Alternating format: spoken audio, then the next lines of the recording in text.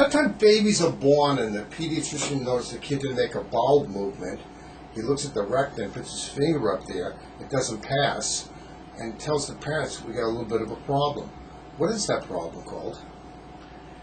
You can't do a rectal exam. It sounds like there's a little stenosis, a little narrowing. Narrowing and an perforated anus. Yeah. How would you, as a surgeon, want to approach the problem, and how can we get the situation so the kid can function down the road?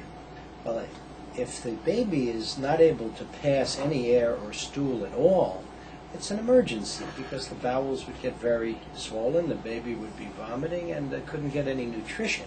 So that needs some sort of emergency procedure. That baby needs to be in the hands of a team with pediatric anesthesiologists and pathologists and an NICU and a surgeon. As often as not, the first operation that baby would get would be to bring the bowels out to an appliance called a stoma.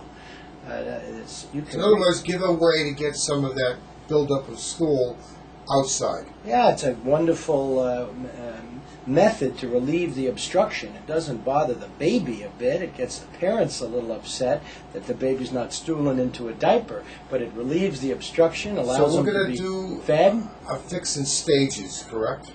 If a baby can't pass any stool at all, that would usually be the case, yeah. Okay, so the first approach, as you said, a way of getting some of it out. So that's a little hole, bring the stool outside, and they put a bag on and they collect the stool externally that way. Yes, sir. Okay, but down the road, what is your approach going to be? Well, with the availability of good imagers, the pediatric radiologists, you look for other malformations. If God made a little misstep in creating the anorectal area, you want to check the heart, the kidneys, the spine, the other organs, the skeleton. The most common other thing you would find that would be probably what? Probably cardiac and urologic, the urinary system, the kidney, the bladder, the urethra. The 10% of the kids will have a blind-ending esophagus. So there's a whole list of things that are all pretty common, and you got to look for them. So it's a team approach, but if you got down to just that problem only, what would be if you're going to make things better? What could you do down the road? When the baby was home, growing, thriving, you would schedule a planned operation to reconstruct the anorectum.